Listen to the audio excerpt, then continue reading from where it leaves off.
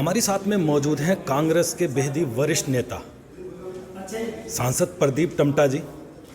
उत्तराखंड में किस तरीके का परिवर्तन कांग्रेस की परिवर्तन यात्रा के द्वारा 2022 को लेकर किया जाना है, जानते हैं खुद प्रदीप टमटा साहब से। सर, किस तरीके का माहौल परिवर्तन यात्रा को लेकर देख रहे हैं आप उत्तराखंड में? देखिए, इन 5 सालों में लगभग 5 साल पूरे हो जाएंगे। उत्तराखंड राज्य की स्थिति बदहाल है जी। समाज का कोई भी वर्ग इस सरकार के संतुष्ट नहीं है, जबकि खुल के इतना बड़ा बहुमत इतिहास में आज तक किसी भी दल को नहीं मिला होगा जी। और उत्तराखंड की सबसे बड़ी समस्या है, आप उसको पलायन कहें, सबसे बड़ा सवाल है रोज़गार का। इन 5 सालों में रोज़गार के नए सृजन के अवसर तो नहीं मिले। सरकारी क्षेत्र में कोई भर्तियां नहीं हुई, निजी क्षेत्र में भी मामला सिकुड़ता गया और आज बेरोजगारी की दर में उत्तराखंड राज्य देश के पहले या दूसरे पायदान पर खड़ा हो गया। एक बहुत बड़ा प्रश्न यह है, पर्वतीय क्षेत्र में हो या मैदानी क्षेत्र में हो, खेती को पूरी तरह उपेक्षित किया गया है। किसान बदहाल है, महंगाई आसमान छू रही है, पेट्रोल और डीजल के दाम बेतहाशा बढ़ गए, 100 की पार आपको हो ही चुके हैं। जी। और गरीब की थाली से जो सामान्य दाल है,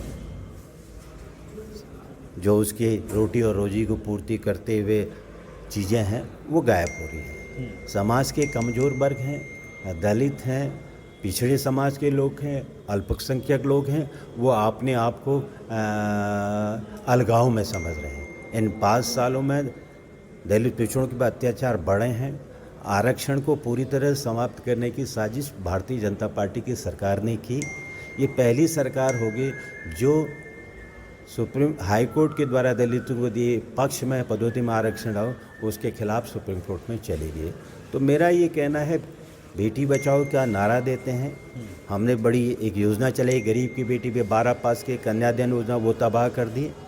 अपराधी लोग राज कर रहे हैं, विधायकों के ऊपर यौन शोषण के आरोप हैं, मंत्रियों के नज़दीकी लोगों पर अपराधी के आरोप हैं, सरकारें उनको बचा रही है। बात जीरो टॉलरेंस की भारतीय जनता पार्टी की सरकार करती है। तो ये है परिवर्तन का अर्थ, ये है कि उत्तराखंड की जनता बदहाल होती है, अर्थव्यवस्था बदहाल होती है, कानून व्यवस्था के खिलाफ अपना मन बनाए। हम चाह रहे हैं कि एक ऐसा नया उत्तराखंड बने जिसमें सबके लिए जगह हो, सबके विकास के अवसर हो, सबके साथ न्याय हो, वो किसी भी धर्म का हो, भ्रष्टाचार पर अंकुश लगे। यही इस परिवर्तन के माध्यम से हम एक साफ सुथरी सरकार इस राज्य की जनता को देने का वादा कांग्रेस करना चाहती है। सर, आपने उत्तराखंड को बेहद ही नज़दीक से देखा है, धरातल से आप जुड़े हुए नेता हैं और एक इतने बड़े मकाम आपने हासिल करा है। हालिया में भी त्रिवेंद्र सिंह रावत को लेकर हरक सिंह रावत जो काबीना मंत्री हैं, आपके साथी भी रहे हैं, उन्होंने एक बयान दिया कि भेजा घोटाले में अगर वो उनकी मदद ना करते तो आज त्रिवेंद्र सिंह रावत जेल में होते। हरीश रावत जी भी इस संदर्भ में जानते थे और हरीश रावत जी को भी उन्होंने खींचा। क्या कहना चाहेंगे, कितनी सच्चाई थी इस मामले को लेकर? और फिलहाल भाजपा के अंदर ये क्या चल रहा है कि एक बड़े नेता पे कटाक्ष कर रहा है? ढेंचा बीज घोटाला था, आपकी नज़र में घोटाला था या एक शगुन? देखिए, एक घोटाला था, राज्य के अधिकारियों की उस पर अधिकारियों ने उसकी पर उंगली उठाई थी जी। कांग्रेस ने भी मांग की थी। हमारा कहना है कि जो भी भ्रष्टाचार के आरोप हैं उस पर सार्वजनिक जांच होनी चाहिए, जिससे कि लोगों को पता चल सके कि आरोप राजनीतिक उद्देश्य से लगा रहे हैं या सचमुच वो राज्य की जनता के साथ छल कर रहे हैं जी। और मेरा साफ कहना है, हरक सिंह और त्रिवेंद्र सिंह की बयानबाजी से राजनेताओं के प्रति एक अविश्वास की भावना बढ़ी है। क्योंकि एक कह रहा कि अपराधी था, मैंने उसे बचाया। क्या राज्य की जनता ने किसी को संविधान पदों में इसलिए बैठा है कि आम छोटे मोटे लोगों को तो अपराध के लिए आप जेल में डालोगे और राजनीतिक भाई बिरादरी के लोग आप अपराध करेंगे तो उनको बचाओगे। तो एक तरह से अपने उन संवैधानिक दायित्वों से भी के साथ उन्होंने धोखा किया है। तो राज्य की जनता को हक है और मैं मांग भी करूंगा इस ढांचे बीज घोटाले की वो तमाम जो सरकारी अधिकारी के द्वारा जांच हुई थी उसको सार्वजनिक किया जाए, जिससे इस प्रदेश की जनता को राजनेताओं के जवान से नहीं सच्ची हकीकत जानने का मौका मिले। सर, हरक सिंह रावत 4.5 साल से काबीना मंत्री हैं, तो ऐसे में अब जब चुनाव नज़दीक है, जब वहाँ झटपटाया जा रहा है, तो क्यों चुप रहे वो फिर? 4.5 साल में ये बात क्यों उठी है?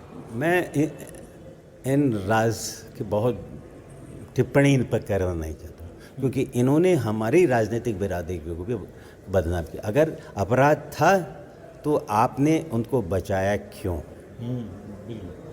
है ना? अपराध नहीं था तो जांच रिपोर्ट को सार्वजनिक करते। और इन 4 सालों में आज आप किस मकसद से कर रहे हैं? क्या आपके ऊपर कर्मकार बोर्ड के उसमें बहुत से आरोप लगे हैं? आपको अपनी बचत के लिए आप इसका ढाल उपयोग ले रहे हैं कि मैंने कल आपको बचाया था, आज आप मेरे बचाने में भूमिका निभाएं। इसलिए मेरा साफ है कि जो भी सार्वजनिक घोटाले हुए हैं, जिस पर कांग्रेस ने भी आरोप लगाए, बीजेपी ने भी अपनी बातें रखी, उन सब की एक निष्पक्ष जांच हो और प्रदेश की जनता को हक मिले जांच का कि भाई क्या गलत था, दोषी थे तो सज़ा मिले, नहीं तो राजनेता अपनी राजनीति के लिए जब चाहें जिसको दोषी कह दें और जब चाहें अपनी सुविधा के लिए उसको निर्दोष करते हैं। ये चक्र ज़्यादा दिन चलने वाला नहीं और ना चलना चाहिए। सर, प्रदेश में कई बागी नेता हुए थे जिन्होंने कांग्रेस छोड़कर भाजपा का दामन थामा।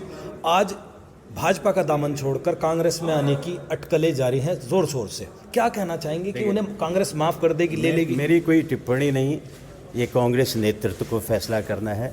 मेरे सिर्फ इतना ही किया है कि राजनीति में अपनी विश्वसनीयता बनाए रखनी है, पार्टी की विश्वसनीयता बनाए रखनी है। जिन पर भ्रष्टाचार के आरोप लगे लेते उनसे दूरी ही रखी जाए तो ज़्यादा अच्छा रहेगा। अच्छा, लास्ट सवाल सर आपसे, मुख्यमंत्री का चेहरा कौन, हरीश रावत या दूसरा हो? देखिए, अभी सवाल है कि युद्ध को जीता जाए। अभी सवाल राज तिलक का नहीं है, अभी सवाल राज तिलक के लिए युद्ध को जीता जाए और इसके कमांडर हरीश रावत है।